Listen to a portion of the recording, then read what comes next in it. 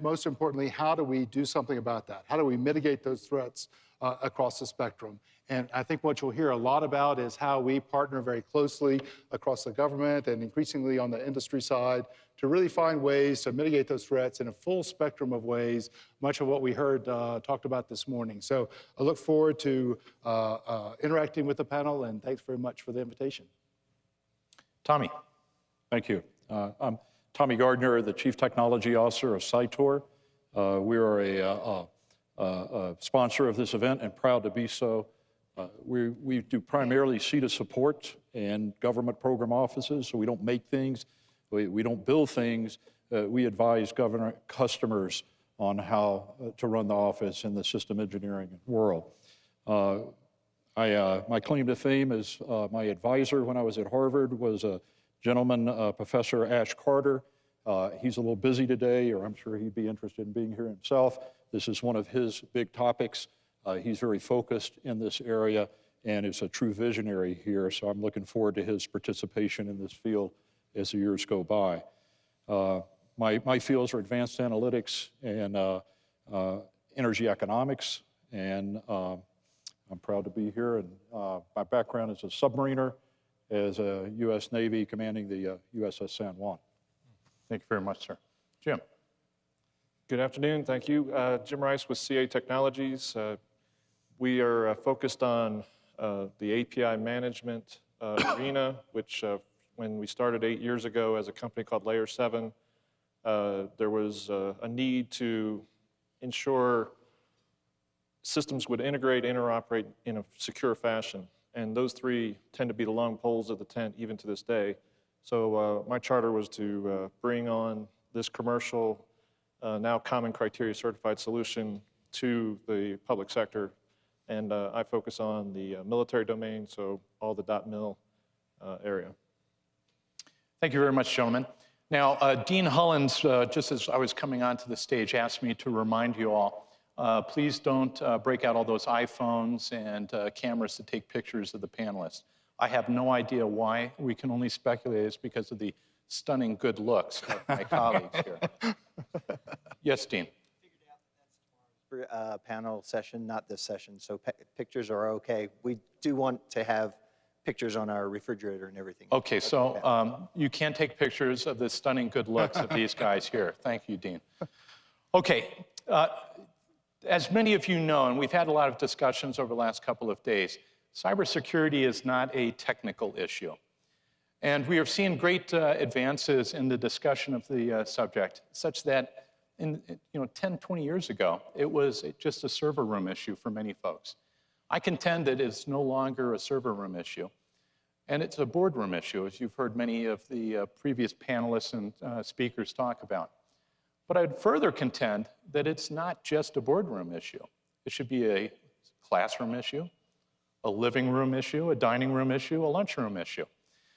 Cyber issues affect all of us. It permeates our society, and not only just us in the United States, but across the world community. And as a result, cybersecurity, I contend, is a risk management issue. At the end of the day, it's all about risk.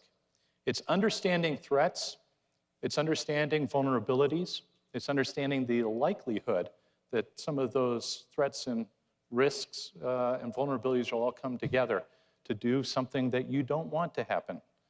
And managing risk is something that we all do throughout our lives, both at home and in the office. And I'd like to welcome you here this afternoon to another meeting of the Cyber Neighborhood Watch, because as my panelists know, it really is a team effort to make sure that we have a secure and resilient infrastructure, a secure and resilient neighborhood in the cyberspace domain. And as a team, we all work together to share information. And a lot of folks come to me and they say, hey, Greg, you keep on talking in different venues about this Cyber Neighborhood Watch. Why do you say it that way? Well, let me use the talk in a parable real quick and introduce that concept to you if you haven't heard it before. Let's say we're all living in the same planned community. We all are in the same neighborhood, as it were. Chances are pretty good that if we're living in the same neighborhood, we all had the same builder. And we may have different floor plans, but we all have the same builder, same materials and the like. Let's say that there's somebody in the neighborhood who's breaking into houses. We'll call him, for the sake of arguments, Greg. Greg is walking through the neighborhood and he's found a defect in a lock. Let's say he's found a defect in the lock on the door of Bill's house and breaks into Bill's house. If we're all in the same neighborhood, do you need to know that it was Bill's house that got broken into? Or do you need to know there's a guy named Greg who looks like this, who's wandering around the neighborhood checking this lock that may or may not be defective, but Greg can get into that lock? And oh, by the way, don't you want to know, do I have the same lock? Chances are pretty good that you do. And as we take a look at our approach to cybersecurity through the Department of Homeland Security and with my partners in law enforcement and my private sector partners through the 16 critical infrastructures, we're trying to address the issues of information sharing as we would with a regular neighborhood watch. Sharing information about common threats, common vulnerabilities, and giving information such as indicators of those bad guys like Greg that are in your neighborhood so that you can take a look at where your risks are and you can compensate through different compensating controls. So today, with this panel, I'd like to convene today's meeting of the Cyber Neighborhood Watch. Gentlemen, do you accept this obligation freely with no mental reservation purpose of evasion? Very good, thank you. Now, what kind of examples are there of how this neighborhood watch is working? Well, I've got a real world example. General Allardyce talked about, we go back to Genghis Khan. We had General Hyten at lunch who was giving us an update on some of the more contemporary things. But let me give you a real world example of how this Cyber Neighborhood Watch construct is working. And I want to read an email I got this morning from the Financial Services Information Sharing and Analysis Center. This is a consortium of the different financial sector partners in both banks and exchanges. So if you think of like the stock markets and all the banks get together and they have an information sharing and analysis center that take a look at cyber threats. Similarly, the other 16 critical infrastructures have similar organizations, ranging from the retail sector all the way to energy, water, critical infrastructures. And I will use some acronyms at times, but I will always define them first. So when I say ISAC, I mean the Information Sharing and Analysis Center. And that's a pretty typical information sharing analysis organization that we have here in the United States. But on the 16th of January, the NTOC, Jeff's organization, issued a classified report that indicated a named financial institution had possibly been targeted by malicious cyber actors. You do that on a regular basis. We do it every day. We share information on that. 24/7. Within my organization, the National Cybersecurity and Communications Integration Center, we call that the NCIC, our watch standards shared the report with the Financial Services ISAC liaison officer who is on the floor of the NCIC. The NCIC is the nation's cyber watch center for the sharing of information between the public and private sector. It's one of 6 that we have in the nation. And on the floor of our operation, we have representatives from Secret Service, FBI, NSA, the private sector, and many other partners within government, different departments and agencies. We have an intelligence and analysis function within the NCIC, and those folks took that report from the NTOC and shared it with the financial services sector. Based on the date of the activity, the Financial Services ISAC was able to identify similar activity reported by a financial institution. So we had a report that came from the NSA and the NTOC, came over to DHS, we shared with the financial sector, they took a look at that and said, hey, we see this as well, this type of activity, but we're not sure that we're seeing the same thing at the same place. The financial services folks came back through the NCIC and said, can you confirm the identity of this report? We worked with our partners in NTOC who confirmed the targeted institution, and guess what? They were different institutions.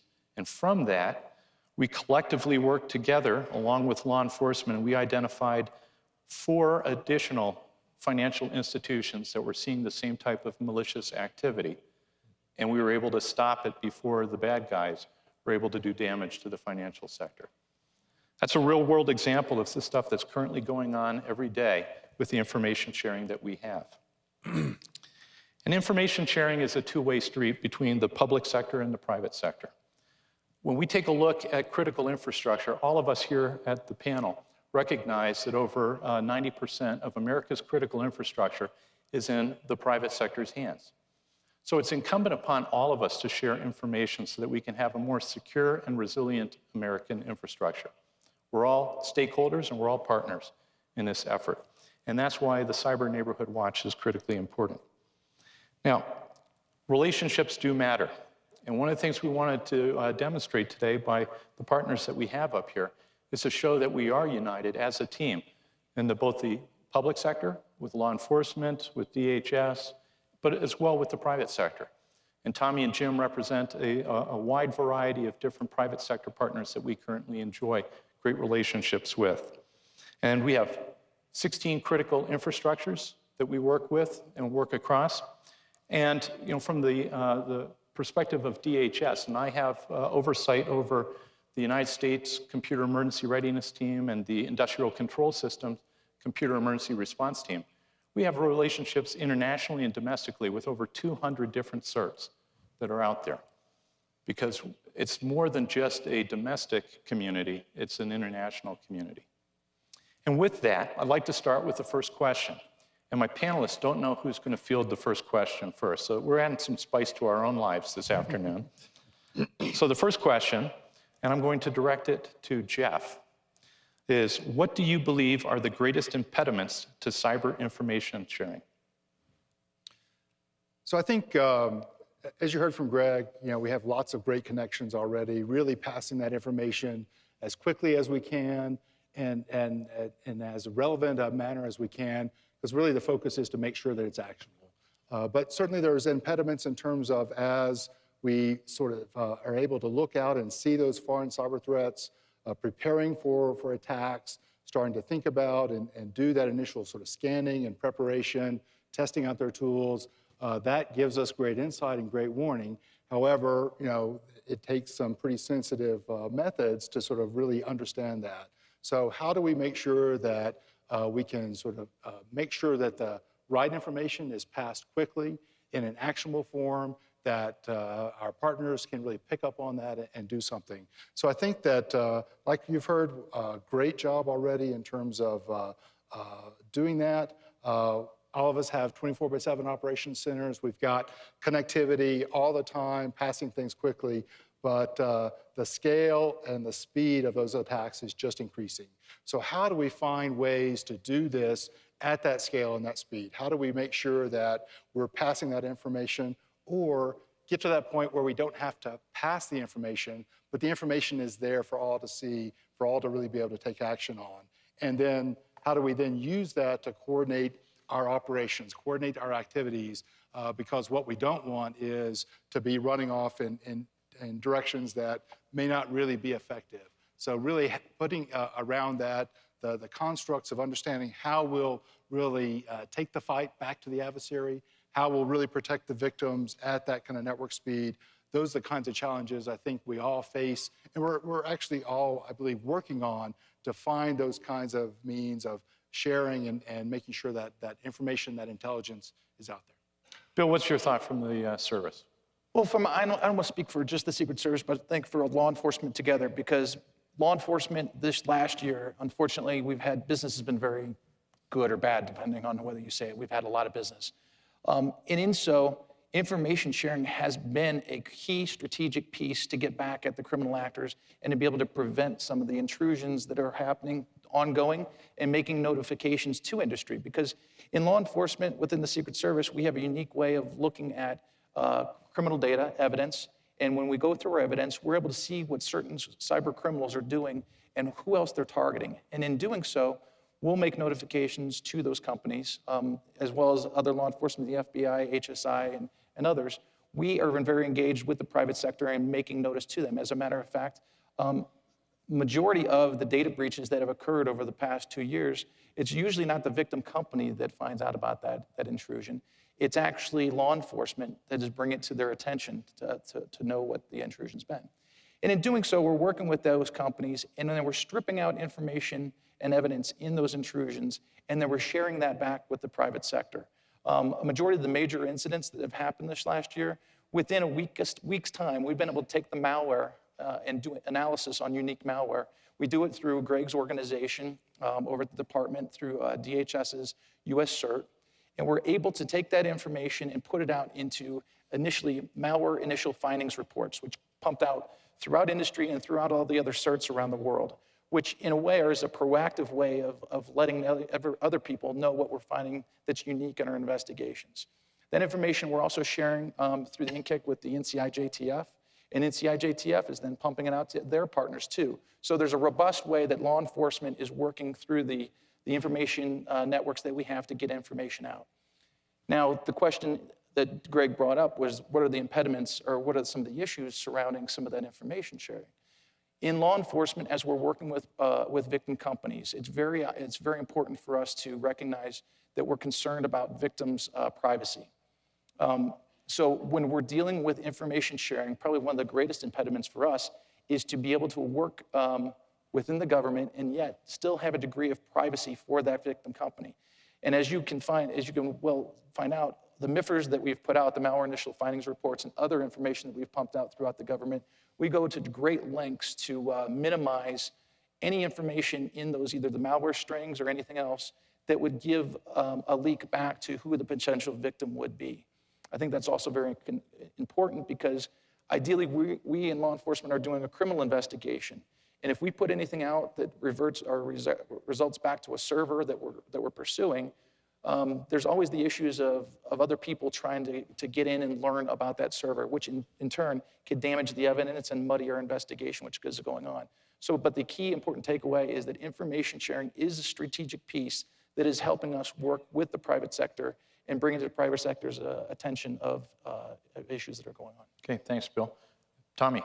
Yeah, I think you've great answers, and you heard both Jeff and Bill talk about the speed and the importance of being able to react quickly and get information out immediately. And what I see as the biggest impediment in information sharing, and it depends on the context, is the human in the loop. Is when the human's in the loop, the speed in processing slows down by orders of magnitude. And so what I see where we should go and how you solve this problem is we need research into machine intelligence. We need to have the machines take the actions and inform the human of what action they took and why, and inform other machines at other banks, at other law enforcement agencies and other institutions of what they saw, what action they took, what was successful, what was not successful, and all that done in the microseconds, because it takes minutes for the human to react, and even hours sometimes to process what really happened. And so that would be a generic solution investment in the machine intelligence to speed up the process so we can be as fast on the defensive as they are on the offensive. Before we get to Jim, I want to jump in on that one real quick. One thing that we've been doing in the Department of Homeland Security is trying to get cyber incident indicator sharing from months to milliseconds. And as a matter of fact, I would recommend you take a look at the latest edition of the IEEE publication, where Dr. Phyllis Schneck and Dr. Pete Fonash, my Deputy Undersecretary and my Chief Technology Officer, have published an article titled From Months to Milliseconds, talking about some of the stuff that we're doing in the Department of Homeland Security. And there's a program that we put together working with one of our federally funded research and development institutions, where we created a capability with a partnership on what's called STIX and TAXI. And STIX is an acronym that stands for Structured Threat Information Expression. And think of that as a payload with 32 different attributes about an attack that's coming in and it's detected. Structured Threat Information Expression, STIX. And for folks from Chicago, it's not the band. It's about the payload with 32 attributes about an attack. But you need to have a mechanism for transporting that and sharing that. So we also created what's called TAXII, T-A-X-I-I, and that is the Trusted Automated Exchange of Indicator Information. So STIX data is carried by TAXII for machine-to-machine information sharing, literally taking that sharing of information about cyber events from the months that we previously had to milliseconds. And within the NKIC, we've been publishing that to our prototype audience, which is, frankly, it was a small one. We've been doing that for over a year now just to shake the bugs out. And it's been so successful, the financial services sector has adopted that and is now putting out a product called the Soltra Edge product. That's S-O-L-T-R-A, Edge, E-D-G-E. You can search that in your favorite browser as well. But there's a lot that's going on. It's hopefully going to leapfrog some of the issues that we've had with effective and timely sharing of information. And if you think about it, when you get the information in the machines, it doesn't solve, but it helps a privacy issue. If no human ever saw the information flow about an individual, but it was all done by machines, then there's a little more comfort that that's not going to go out or be nefariously used. And our view is that the machines can help sort out the background noise, but you still need to have a human making the decisions. We have a long way to go. Jim? Yeah, so I would say that leads to a trust, the human understanding that the machine is doing what it's supposed to do, and that comes over time with confidence and saying, what was the machine recommending it do? And then if those actions are followed, then over time we can get to pure automated systems. As an impediment, I agree with the need to get those situation reports out. Today, they are email reports or delivered through that project with the Homeland Security that you mentioned, Greg.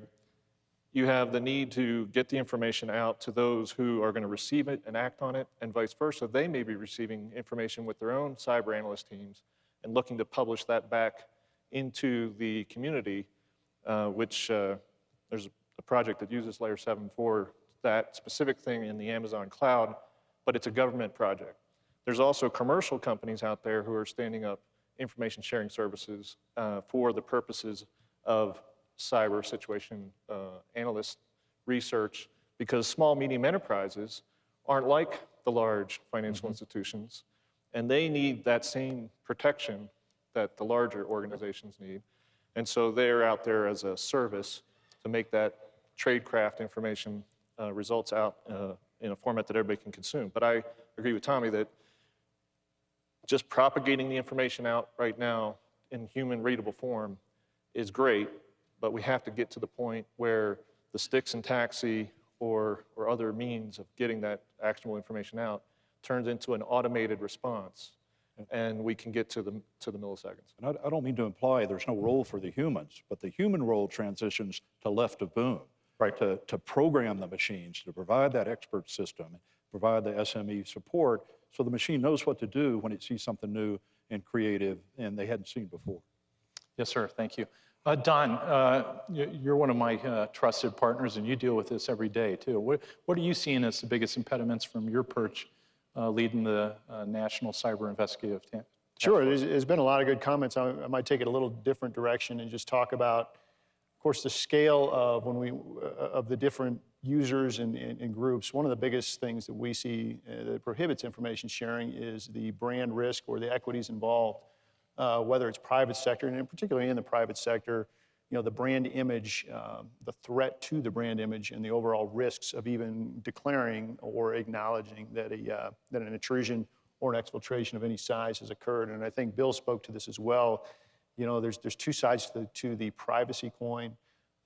Particularly in the law enforcement side, privacy is enormous. But from my perch and from my point of view, I see that the same as working with all the DoD providers, and whether it's uniformed services or the cleared defense contractors or those who are also enhancing the defense industrial base, the idea that a threat has met its mark and is now doing damage, sharing that information, there's risk in and of itself in sharing that information. And where will it go? How will it be actioned? And one of the greatest concerns is how will that be expressed by the government or other people who get a hold of that And so we setting aside the policy and the legal aspects of things, there is an overall perception concern that occurs. There's that risk to brand image, and those things involve lawyers very quickly who do a great deal of work to ensure that information is not shared in an effective way.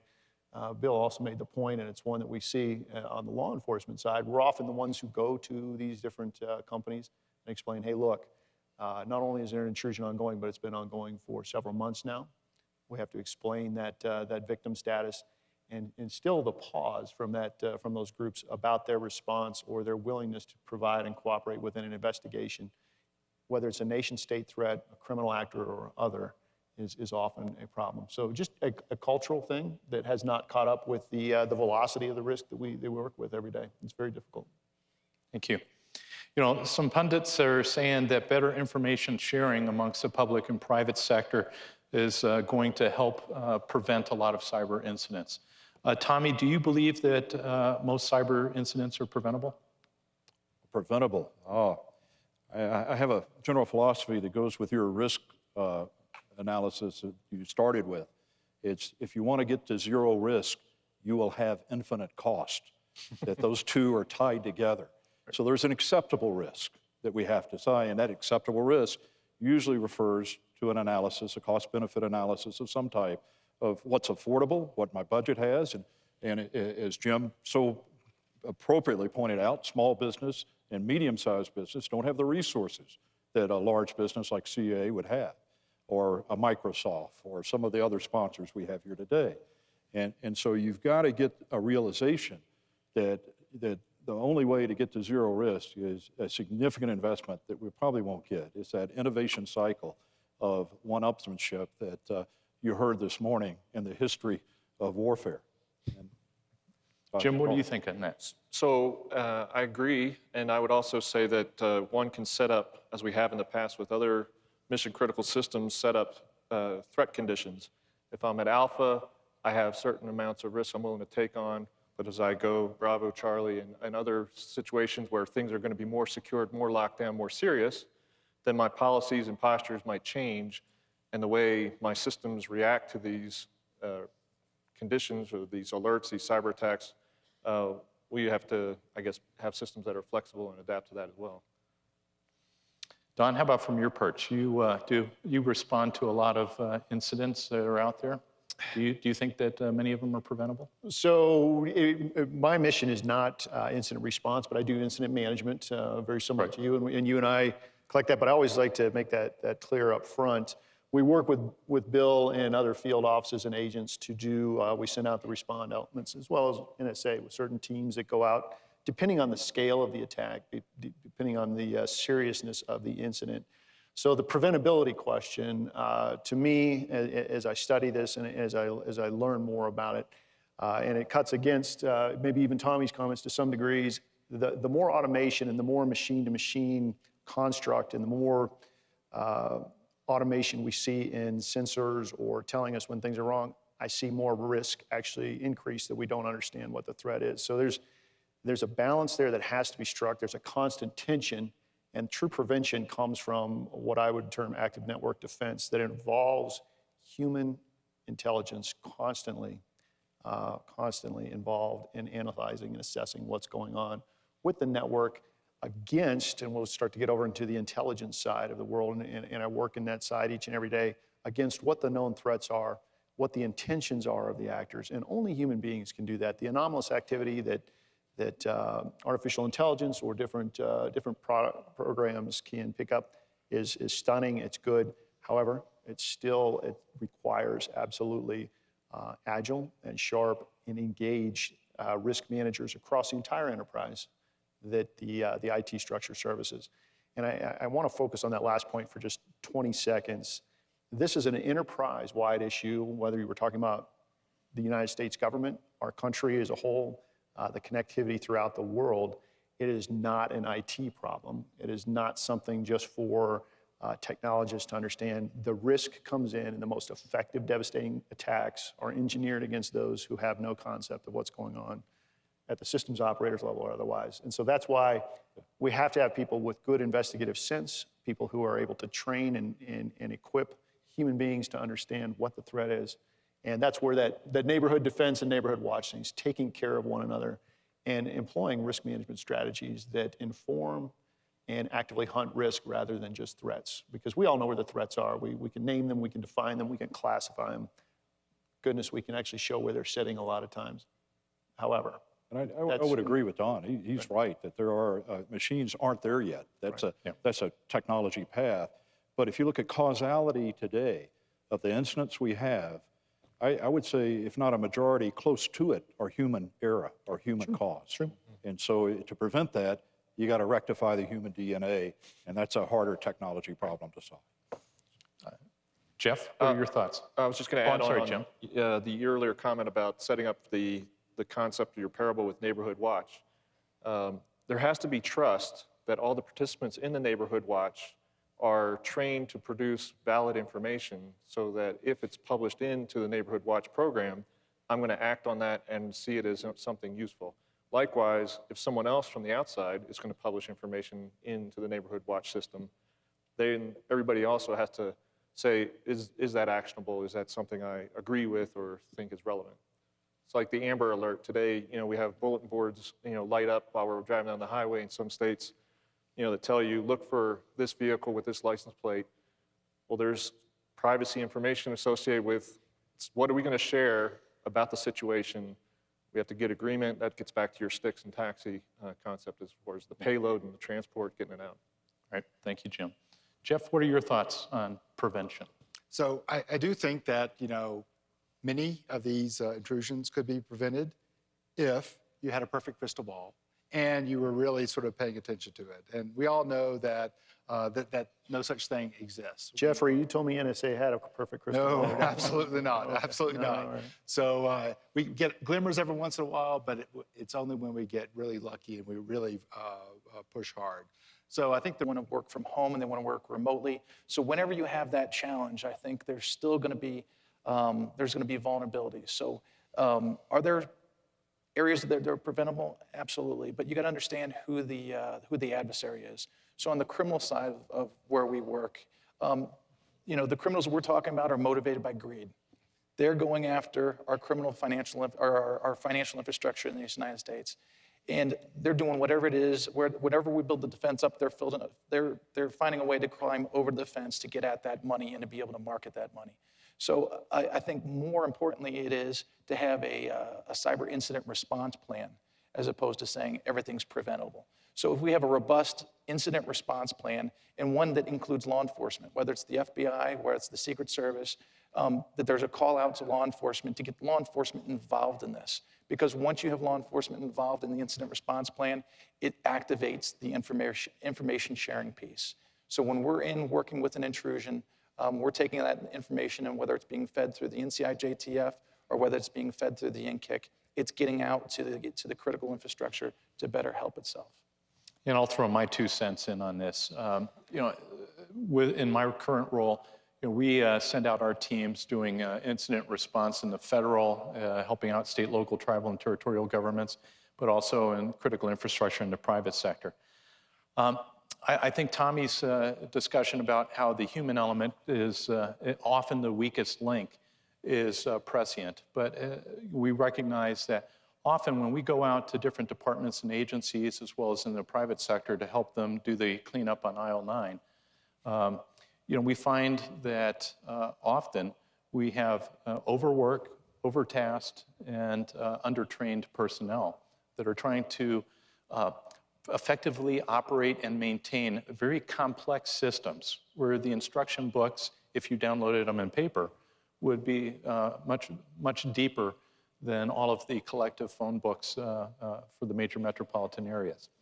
And we, of course, live in a society that praises, like Tim the Toolman Taylor, not reading instruction books. The human element, though, is something that everybody, as part of their risk profile, needs to factor in. And I believe, based upon what we're seeing from my certs, that one of the biggest failings as far as the consequences of cybersecurity incidents is the fact that many organizations, both in the public and the private sector, aren't necessarily doing asset valuation of the information itself, and then defending the most important information with the best defenses. Rather, what we're seeing as a more common occurrence is all information that's on the network is defended equally, and it's turned back over to the server room guys to say, okay, once it's out on the network, we want you guys to defend it, as opposed to saying, okay, this is our most important information, you know, IT guys, defend this more, and this over here is less important. We're willing to accept greater risk in this area.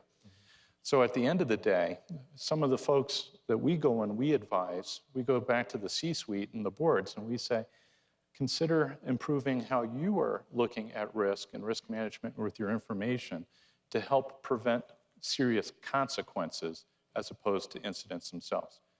And it gets back to like a web page. A lot of companies out there, they just have information posted on a web page. If somebody comes in, defaces your web page, it's like somebody spray painted on your building. I can go out and I can sandblast that off. I can also reboot my server and boof, you know, restore. But if somebody goes in and gets the secret recipe for Coca-Cola or Frosted Flakes, all of a sudden my brand reputation changes considerably.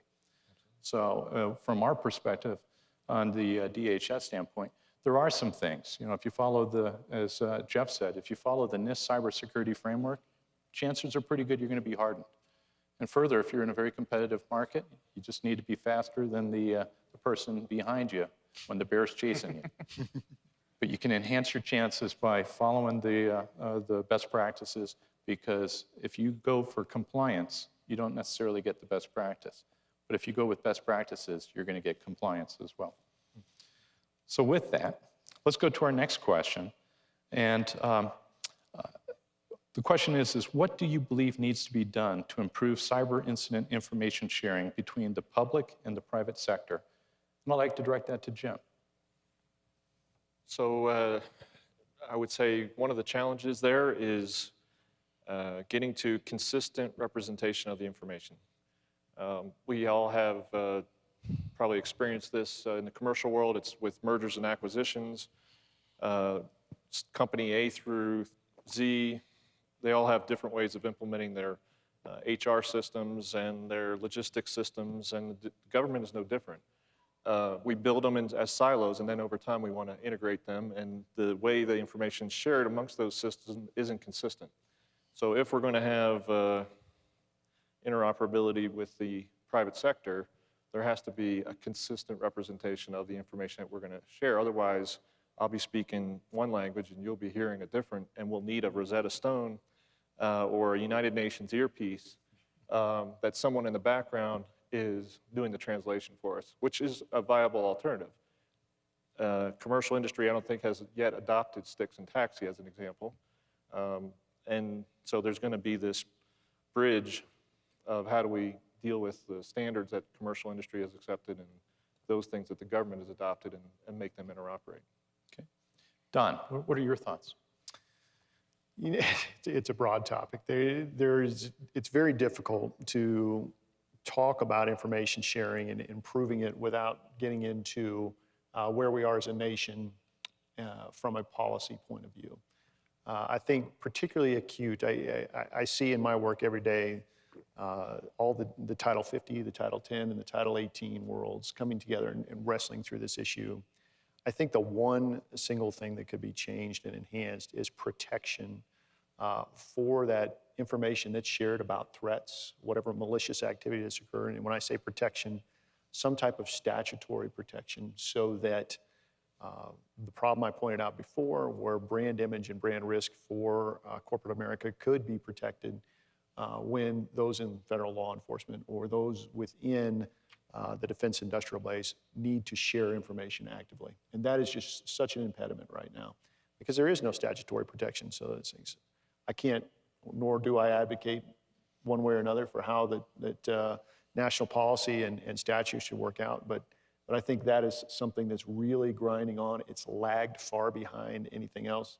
Our lunchtime speakers spoke about, our language and how we speak things. And the general was very, very prescient in saying, look, it took us 30 years to get the space portion correct. We don't have that luxury here. We're losing this battle every day.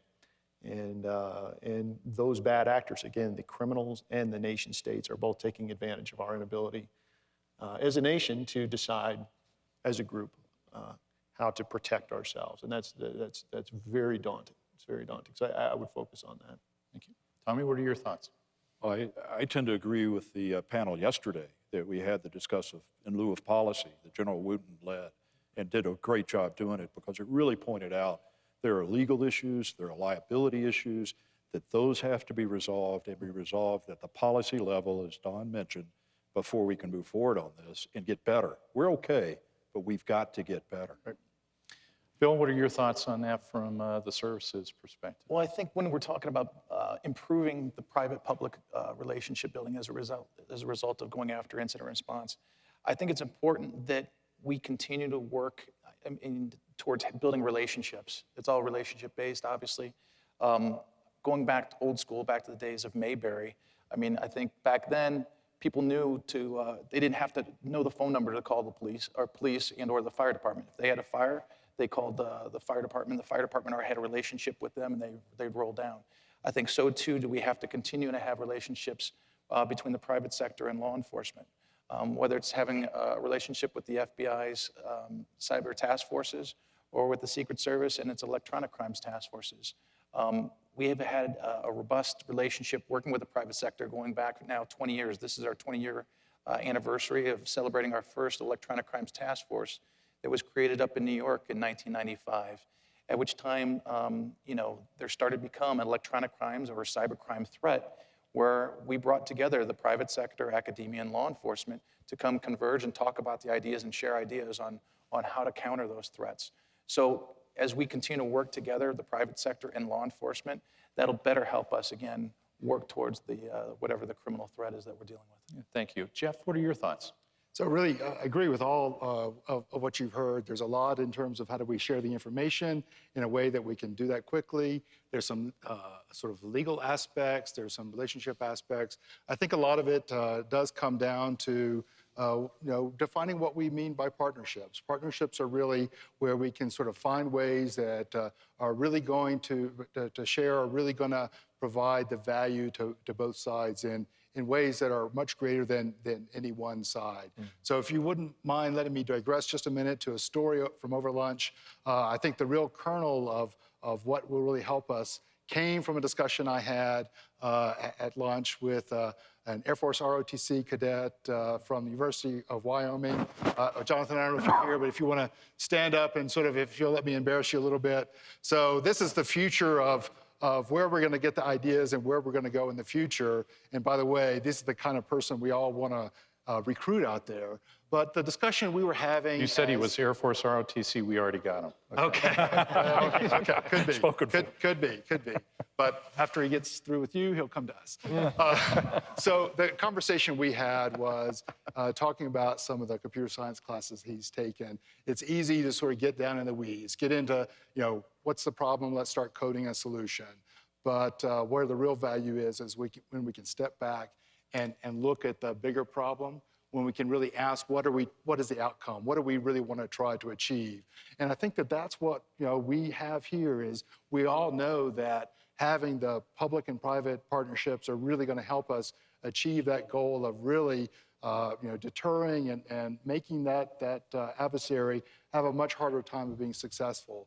So how can we sort of step back, look at that, use that as the motivation for us to find the value that I think we all can find here?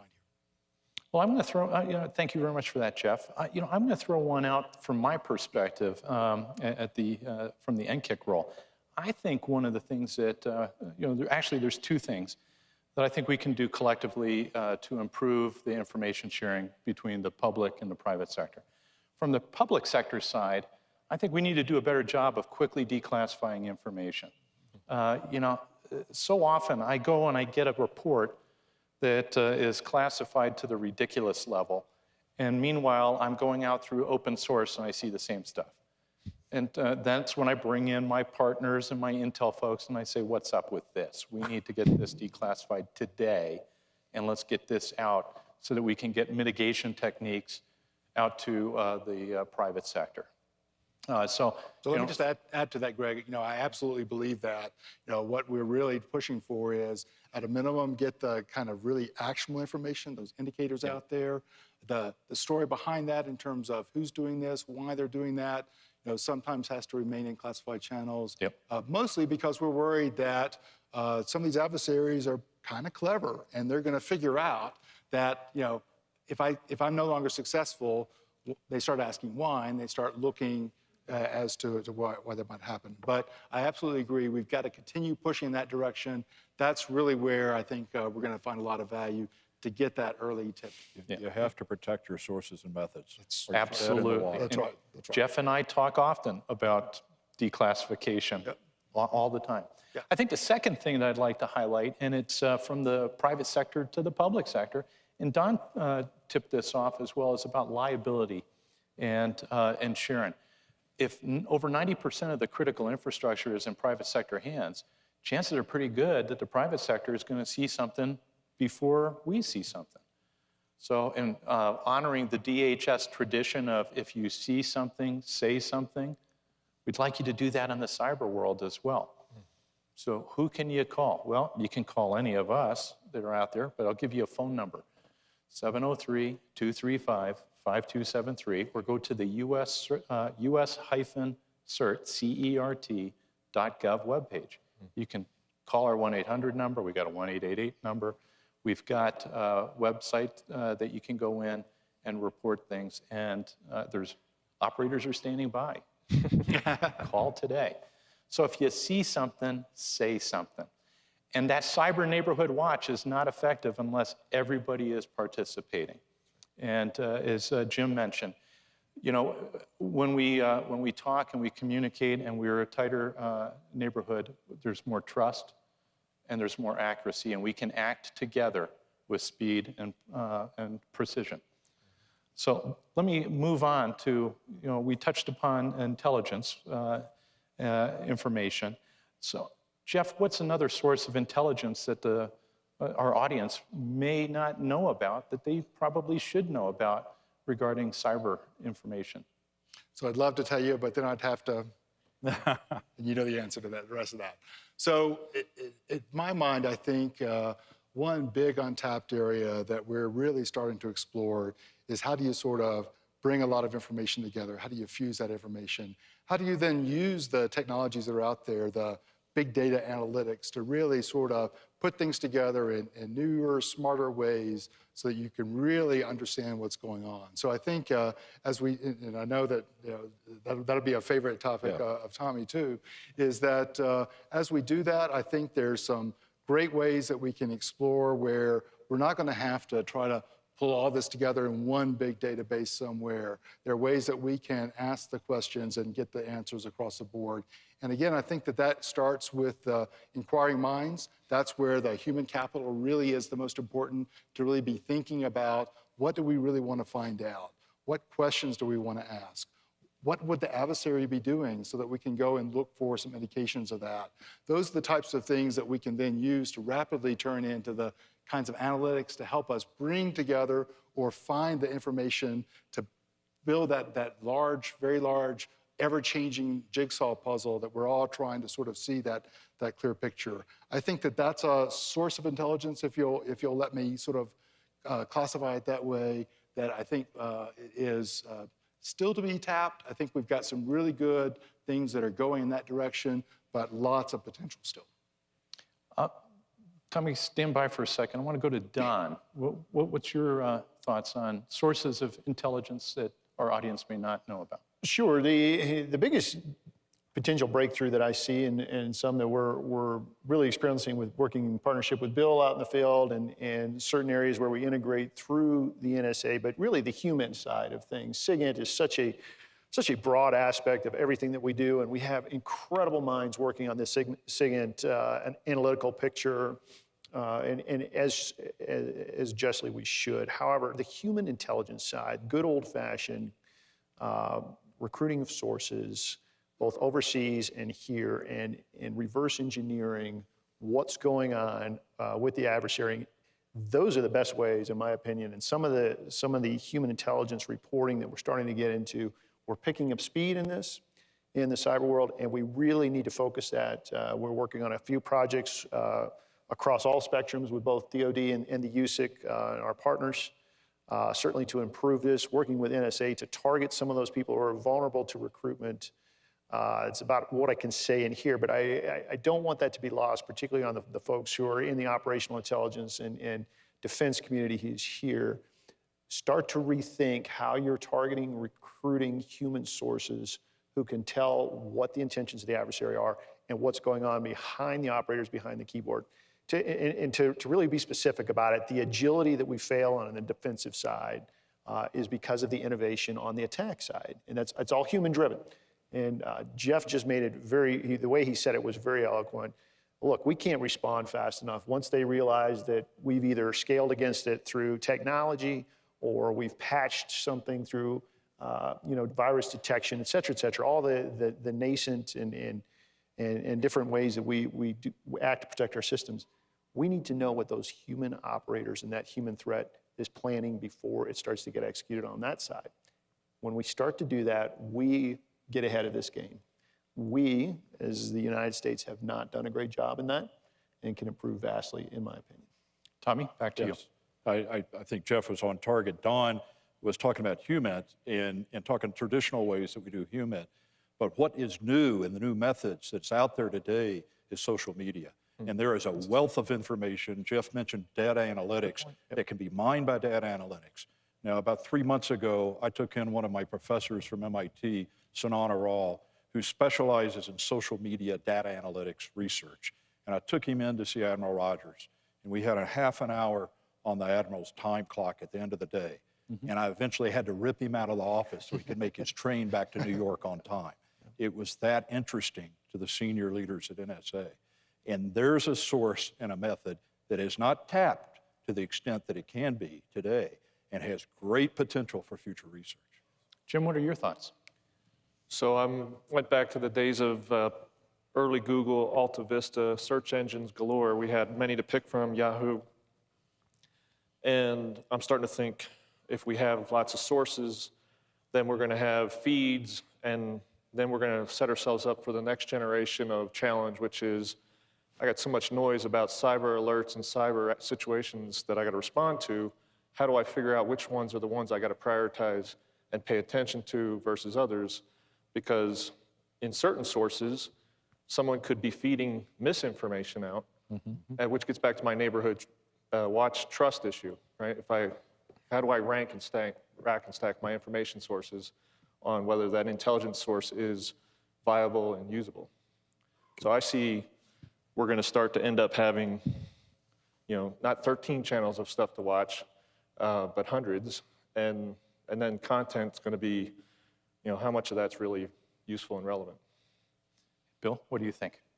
I want to second what Don said, the human factor. I think there was earlier discussion about disruption, going after technical disruption, but unless we use law enforcement methods to go after the criminal actors and bringing those criminal actors to justice, we won't get a true picture of what's really going on. Through debriefing criminal actors and developing them as sources turns out to be a critical piece of our law enforcement methods, which goes into prevention, again, by learning from the criminal actors what their criminal infrastructure is, what it looks like. We're able to go in and with the judicial process, seize that criminal infrastructure, and as a result of seizing criminal infrastructure, we can determine what those criminals are doing. But it's at the step where we actually have to put our hands on people and have them looking at 25 to 30 years in prison that they want to cooperate. A little different picture than some other means of intelligence gathering. I think it's also important to note that as a result of the notification that when we do find out about these different intrusion sets from human sources, we're able to, I don't know if you want to talk about the UPS piece right now. Please. But as a result of working on these investigations, we're able to learn new techniques and tactics in which the criminal adversary is using. One case is that we worked on was up at a small mom and pop shop in Syracuse, New York. So we're not just working the large target cases, we're also working the small mom and pop cases, right? And as a result of that, we found a unique strain of malware called back-off POS. POS meaning point of sale system. This is related to credit card information systems where you would swipe your credit card. It's important that when we gathered that new malware, we shared it with Greg. In fact, Greg and I specifically worked feverishly over the period of several days to get that product out. As a result, we got a product out that described what that malware was to industry. As a result, I don't think too many people have heard about the UPS compromise, which is a good thing because UPS was only compromised in 51 of its 4,000 plus. 574. There you go. You got the exact 1% of their stores. As a result of human intelligence gathering, of debriefing people and figuring out what criminal infrastructure is and finding these things out. As a result, we were able to, as a government, come together, share information through the in-kick, pushing it out and getting it out to all of industry. Now, I'm telling you that UPS wasn't the only victim company that was victimized with that malware.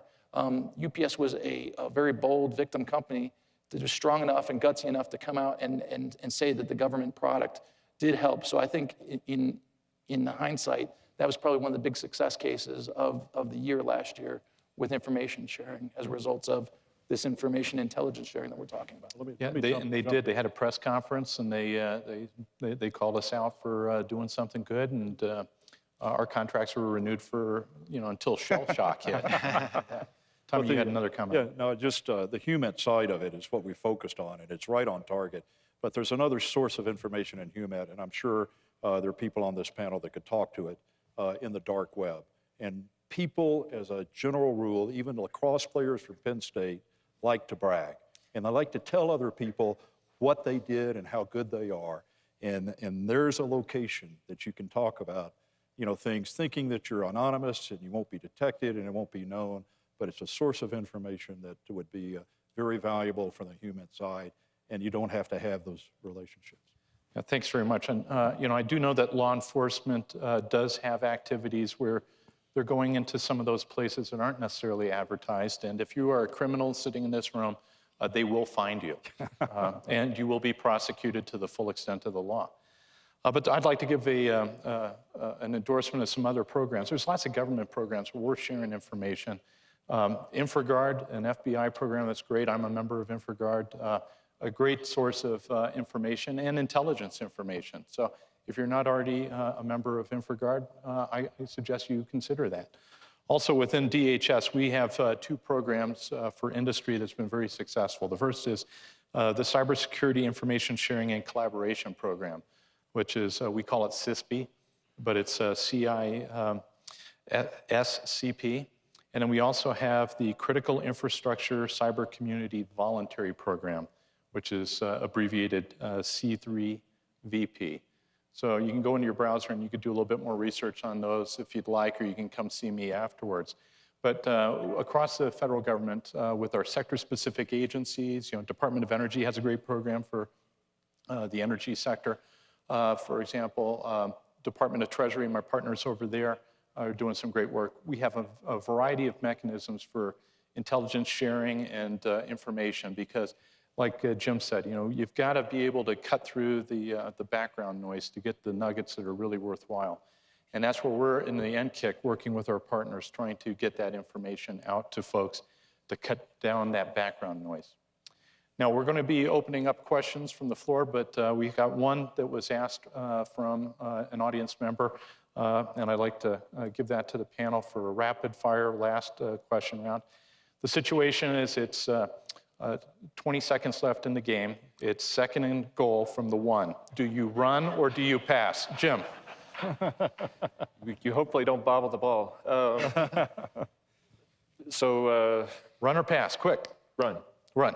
Yeah, I grew up with Bill Belichick at the Naval Academy, and he would hope you pass. Pass.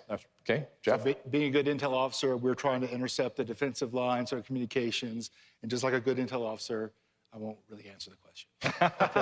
Don? So as a former Army officer and all the way back to Genghis Khan, we all know the only way to win and take ground is to put boots on the ground. So it's definitely a run. Okay, and Bill? It's a run for sure. My view is if you got a guy named Beast in the backfield, you use him. Okay. Our first question from the field is, from a human resources point of view, one, how is what you do for your agency uniquely different from DoD or the Air Force? I'll repeat that question. From a human resources view, what is what you do for your agency uniquely different from the DoD or the Air Force? And I roll the grenade down the aisle for anybody who wants to answer. Jeff? So NSA has a very technical workforce, very much in the business of hiring those, the STEM field, the science, technology, engineering, and mathematics. And so it's a particular concern for how do we sort of attract and recruit and then retain some of the best talent. So we continually look at how we do that kind of recruiting. Lots of great programs working with DHS and others out there in the schools, in those centers of academic excellence and information assurance education, really seeding the way to sort of get some of the best and brightest in. And then hopefully you get them in, you give them some good mission that they really enjoy, they really learn, really focus on the training, the skills development, allowing them to go back to school, allowing them to add to their schools. And then the retention is a particular problem. I think one of the ways that we're starting to shift our own thinking is that we've always had a number of people who have come to NSA fresh out of school or fresh conversion from military or contractor, and they come in, they do a great job, they learn a lot, and then they go out to the private sector. And so for the longest time, we would wring our hands about that because we were losing some really, really bright talent. But I think where we're really trying to turn the corner is to realize that as we do that, those are some really smart people who are going to make a big difference in the private sector. And if they go out on a high note, they might come back. Anybody else? Well, I'll jump on that since I've been in the Air Force for a little bit of time, academia for a little bit of time, public sector for a little bit of time as well. And the question once, how do you, for your agency, or how do you see your agency being uniquely different from the DoD or the Air Force? And the answer for me, and from my perch in DHS, is it's not uniquely different. We're all here, and it doesn't matter what color uniform we're wearing, if it's a military uniform or if it's a business uniform. We're all here for the same reason, and that's to help manage risk for our organizations and to do our jobs to the best of our abilities. Many of us raised our hands to preserve, protect, and defend the Constitution of the United States against all enemies. Well, for those of us who did not serve in uniform, and I've got plenty who work for me who did not serve in uniform, but they still took that same pledge. And when I was working in academia and with the private sector, I saw that same level of devotion to the entity, their companies that were out there. Ultimately, it's all about being professional, and the same things that I learned in the Air Force about integrity first, service before self, and excellence in all we do. I see that on a daily basis in the Department of Homeland Security. I also saw that in the private sector as well. So those core values that we had as airmen, they translate to life in general. And those are the same type of core values I tried teaching my kids. I think I was successful based on how well they've turned out. And I hope that you're living those same core values as well. Anything to add on that, gentlemen? Okay, we got another question. And it's a dovetail with this is, what aspects of your agency mirror what we've seen with the discussions about the Department of Defense and Air Force over the last couple of sessions that you've seen? Anything that you see as a commonality?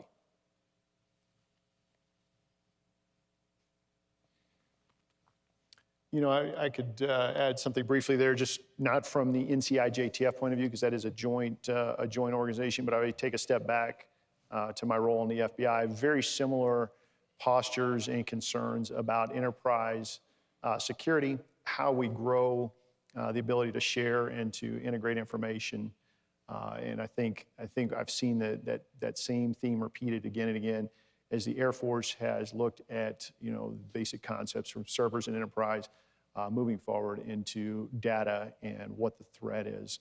The same thing for securing all of our spaces and managing the risk. We have all the same bureaucracy problems. We have the same connectivity problems. We have the same issues with sharing information with joint partners. We always want to make sure that we're able to share information with each and every partner that we're working with in real time. However, due to the way things are classified or the way structures are, we're continually confronted with with those challenges. We overcome them, but in the same way that DoD or the Air Force has to do in those joint combat environments, and I've been overseas in each one of those environments, we struggle with the same thing. So there is a holistic approach there that we're all missing, and it is challenging for certain. Anything to add, gentlemen? I think it's also on the point of, I think the general mentioned at lunch, of building coalitions. Right. It's having those coalitions that we build. It's not just amongst ourselves that we work closely here, but it's also with the private sector. It's with academia. It's, and I think that's something similar that DoD is actually doing amongst all our partners out there around the world too. So with cyber, in building our coalitions, especially with the people here sitting at this table, it's not just within the borders of this nation, it's also building the coalitions outside this, having our international partners being able to better help us with whatever that strategic threat is. And we all know that a majority of the cyber threat is an international threat. Right. And I might add that, just to sort of echo and foot stomp something we heard over lunch is the whole creation of the cyber mission forces. So I had the great privilege about two and a half years ago of working very closely with Cyber Command as they were starting to look at what kind of forces, what the composition should be, the skills, the sort of mission that those forces at the national mission level, the combat mission, and the cyber protection teams, and really sort of looking at how that's taking shape, taking form, really growing the number of people fully committed and in on this. And I think as those forces really shape up, that's going to really help us collectively with that scale problem, because we really are going to need that level of manpower. And certainly there's still plenty of room to grow in terms of, as those teams mature, the authorities and the abilities for those teams to really be effective still has to grow. But I'm really optimistic that that's going to help us collectively really be able to prosecute the threats that we all care about. Thank you. Tommy? Bill mentioned the academic partners we have in this fight, and part of my job is to be connected with academic research. And it's not just the federal dollars that's going to this. The state of Florida puts $5 million in the University of South Florida for cyber research, and they spend it very effectively. They got 11 professors down there that are doing this full time and teaching students. Alabama puts $1.5 million a year into Auburn, and they're doing a great job and have hired some just whiz-bang talent out there to run that. But I've seen work at Stanford, at MIT, at Johns Hopkins, and I can name several other universities that realize that this is the future, this is where the students want to go, and they're going to be the ones that fill the jobs and positions that we have both in private and public sectors. Jim, do you have any thoughts to share on that? Just one thought about all the discussions today is we train to fight, and then we fight the way we're trained.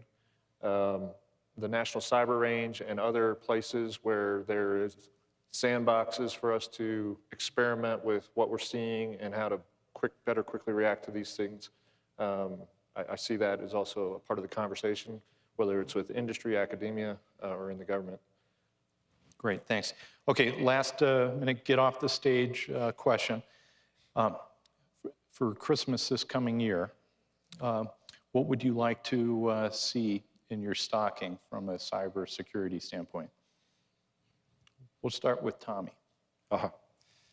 There's a lot of things that I see out there that are just on the cusp of coming to fruition. And I see some programs, we support DARPA and the I2O office, Intelligence Information Support, and there's things in there that are the clean slate of resilient, adaptive, secure hosts, CRASH.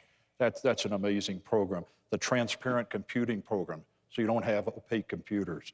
I'd like to see that come to fruition. Even the mission resilient cloud, that's got some real, and DARPA's problem has always been the tech transition. If we could tech transition those I'd be tickled.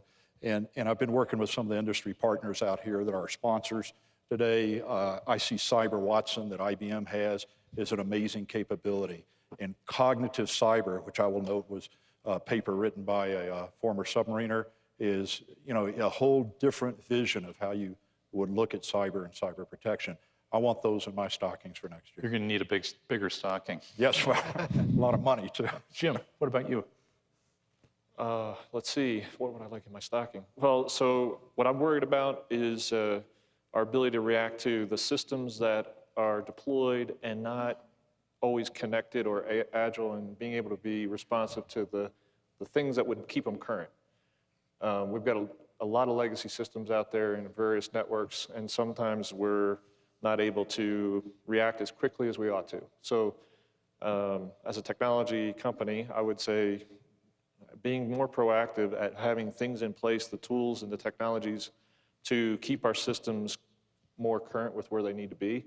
But also, I'm worried about the insider human problem of sometimes we think we have great people, but then we have people who slip through the cracks and then start to behave poorly.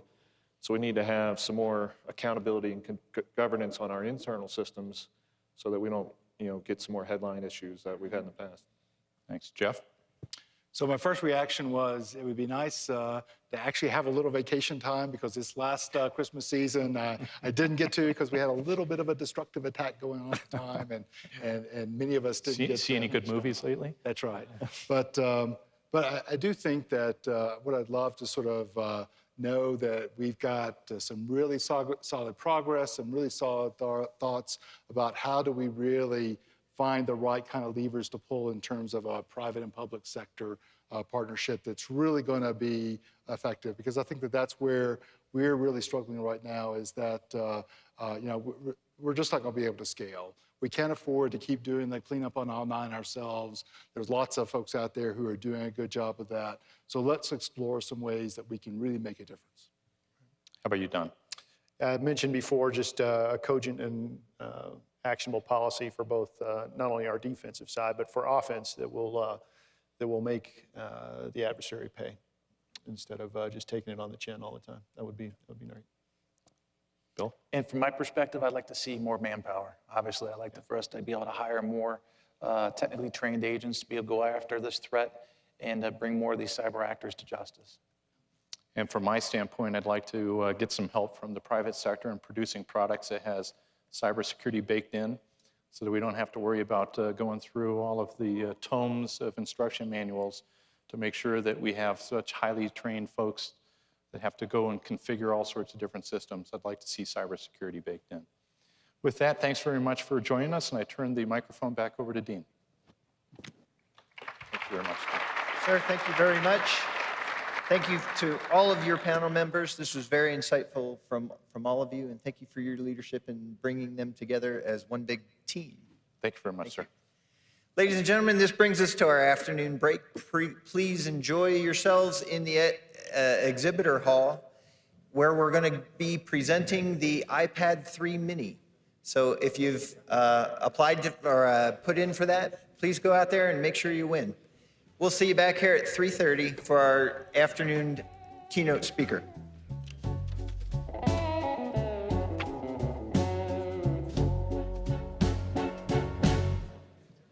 I put a spell on you.